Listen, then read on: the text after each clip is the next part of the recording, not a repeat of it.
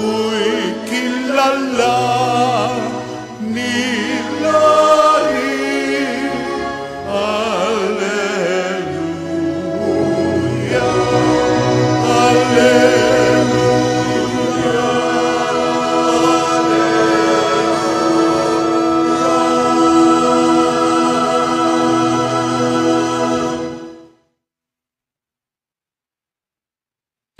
Sumainyo ang Panginoon. At sumaiyo rin. Ang mabuting balita ng Panginoon ayon kay San Juan. Papuri sa iyo, Panginoon. Noong panahong iyon, sinabi ni Jesus, "Ako ang mabuting pastol. Iniaalay ng mabuting pastol ang kanyang buhay para sa mga tupa. Ang upahan ay tumatakas kapag nakikitang dumarating ang asong gubat. Iniiwan niya ang mga tupa palibhas ay hindi siya pastol, at hindi sa kanya ang mga tupa. Kaya't sinisila ng asong gubat ang mga ito at pinangangalat.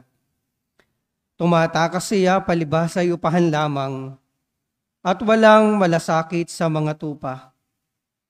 Ako ang mabuting pastol, kung paanong nakikilala ako ng Ama at siya ay nakikilala ko, gayon din naman, nakikilala ko ang aking mga tupa, at ako naman nakikilala nila. At iniaalay ko ang aking buhay para sa mga tupa. Kinakailangang sila'y alagaan ko rin. Pakikinggan nila ang aking tinig. Mayroon din akong mga tupa na wala sa kulungang ito. Sa gayoy magiging isa ang kawan at isa ang pastol.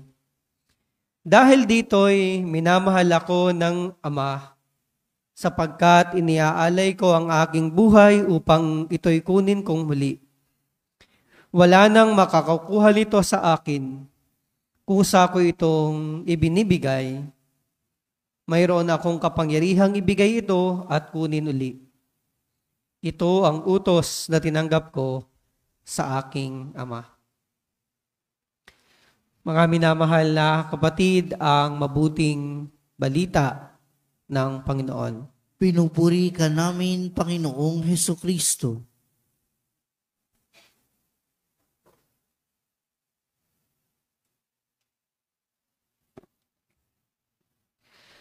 Magandang umaga at magandang buhay po sa ating lahat. Kumusta po kayo? Pinagdiriwang po natin ngayon mga kapatid ang kapistahan ng Mabuting Pastol o ang Linggo ng Mabuting Pastol. At ipinakikilala ni Jesus ang kanyang sarili sa ating Ebanghelyo bilang Mabuting Pastol. Sabi niya, "Ako ang Mabuting Pastol." At upang bigyang tanghal o bigyang description ang pagiging mabuting pastol, inihambing ito o inihalin tulad sa isang bayaran. Isang bayaran. Ibig sabihin isang upahan. Nagpapastol pero hindi talaga pastol, kundi binayaran lang para magpastol. Sinabi dito, ang upahan ay tumatakas kapag nakikitang dumarating ang asong gubat. Iniiwan niya ang mga pastol, palibhasay iniiwan niya ang mga tupa, palibhasay hindi siya pastol, at hindi kanya ang mga tupa. Ang upahan ay nagpapastol lamang dahil sa upa, dahil sa bayad. Ang upahan ay nagpapastol lamang kapag madali ang sitwasyon ng pagpapastol. Ang upahan, kapag dumarating ang panganib, katulad ng mga leon at asong gubat, iniiwanan ang mga tupa. At hindi ganito ang ating Panginoong Hesukristo. Ano ba ang katangian ng ating Panginoon bilang mabuting pastol? Una, sinabi niya, nakikilala niya ang kanyang mga tupa. Nakikilala niya ang kanyang mga tupa. Alam niyo po, isa po sa katangian ng mga pastol nung unang panahon, alam niya yung pagkakaiba ng kanyang mga tupa. Halimbawa, meron siyang 100 tupa, alam niya ang pagkakaiba ng isa't isa. Ganon ang katangian ng isang mabuting pastol. So alam niya agad kung merong nagkukulang, kung merong nawawala. Sa lumang tipan, sinabi ng ating Panginoon, tinawag kita sa iyong pangalan, ikaw ay akin. Mula pa sa sinapupunan ng iyong ina, kilala na kita. No. At ito po ang katangian ni Jesus. He knows us personally. Jesus knows us personally. Hindi tayo tinatawag ni Jesus na, huy! Hindi tinatawag tayo ni Jesus na, huy, tekla! No? Huy, Procopio! Hindi. Huy, o kaya ay, psst, psst. Hindi ganyan, no? Tinatawag tayo ng Diyos personally sa ating pangalan. Ganyan tayo kakilala ng Diyos. Hindi tayo tinatawag, huy, taba! Huy, kalbo! No. Huy, payat! Hindi. Hindi ganyan. Bakit? Dahil si Jesus bilang mabuting pastol, kilala niya tayo personally. At tayo bilang kanyang mga tupa ay inaanyayahan na kilalanin din ang ating pastol. Kasi kahit na kilala tayo ng pastol, kung hindi naman natin malimit na kinikilala ang pastol, chances are, bilang mga tupa, malimit tayong maligaw.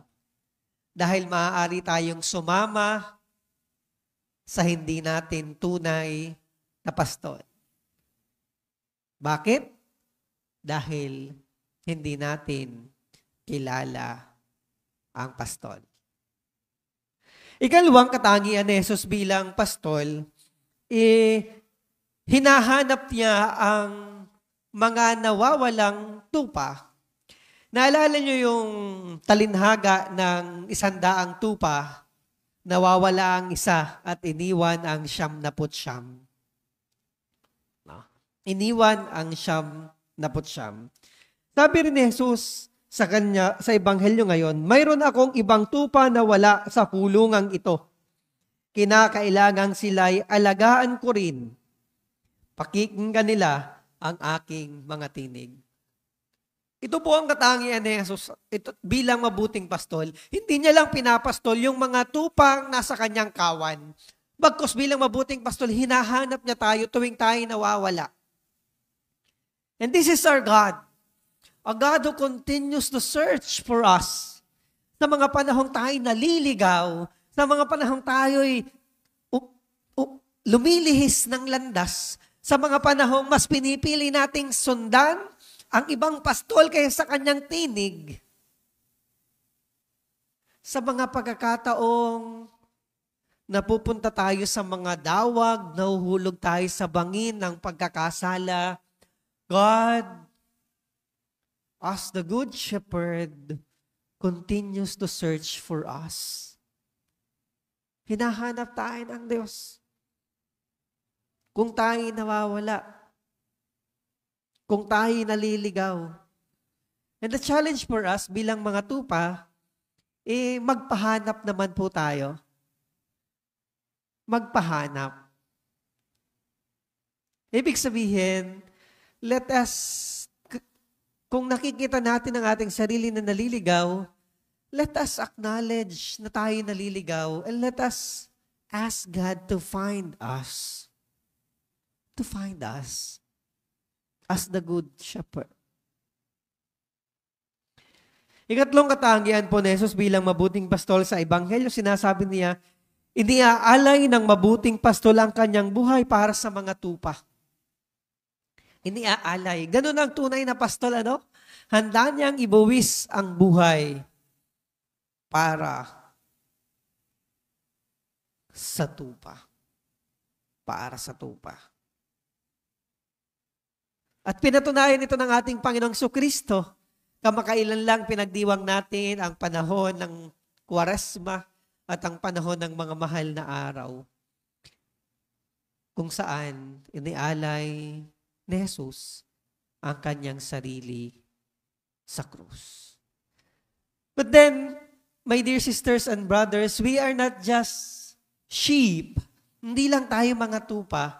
Yes, Jesus is our good shepherd and we are His sheep. But the real challenge is not just to remain a sheep. Ang totoong hamon po sa atin na hindi lang maging tupa lamang na pinapastol ng mabuting pastol. Ang totoong hamon, nakikita na tayo lumalago kung later on, tayo rin ay nagiging mga pastol ng ating kawan. Handang mag-alay ng sarili para sa mga tupa, handang hanapin ang mga nawawala at kinikilala ang kanyang mga tupa. My dear sisters and brothers, meron po tayong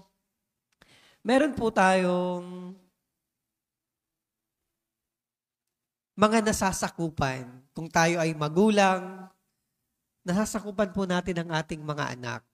Kung tayo ay guro, nasasakupan natin ang ating mga estudyante. Kung tayo ay nagsatrabaho, nasasakupan natin yung ilan nating mga kasama. Tayo rin ay hindi nananatiling tupa. Bagkus, hinahamon tayong lumago bilang isang mabuting pastol. Hindi lang tayo nananatiling inaakay, bagkus tayo ay inaasahang mag-akay. Hindi lang tayo hinahanap dahil tayo nawawala, bagkus inaanyayahan tayong maghanap sa mga nawawala. Tayo ay tupa ng ating Panginoon at inaasahan niyang balang araw, tayo rin ay magiging mga pastol. Amen.